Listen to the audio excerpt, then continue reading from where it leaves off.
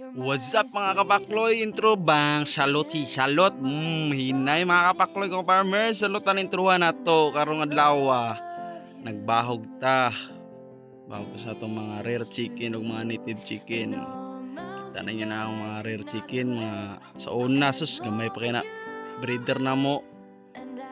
Upat ka buok o isa kalaki. Limas latanan. Ikan pagdipulog. Shout out ko sa akong kuwaanan niya ako akong first cousin ako na si Madam Italy. Shout out sa imo og sa imo ang kuan. Thank you sa imo inyong gatag na breeder. Thank you kayo. Mo na gabahog na inyong kapakloy kong farmers, hinay.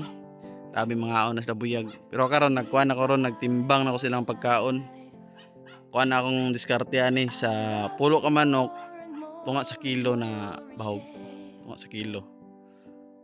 Bali kung 20 sila ka buok, isa ka kilo. Ana itong tirada ron.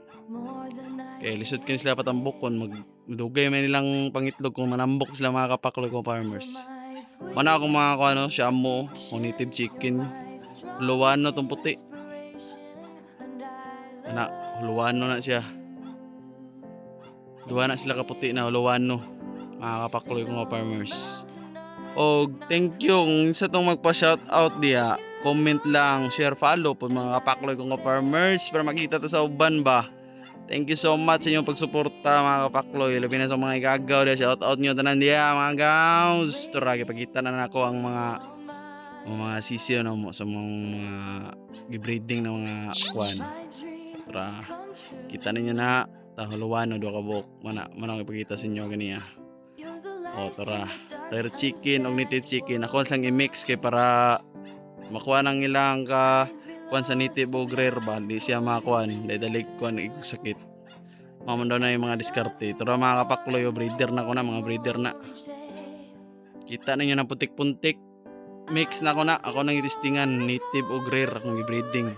Mga kapakloy, thank you sa inyong pagsuporta. Padayon lang mo sa paglantaw sa mga video ug pon makita taning vlog makatabang po sa atong nanginanglan po ba.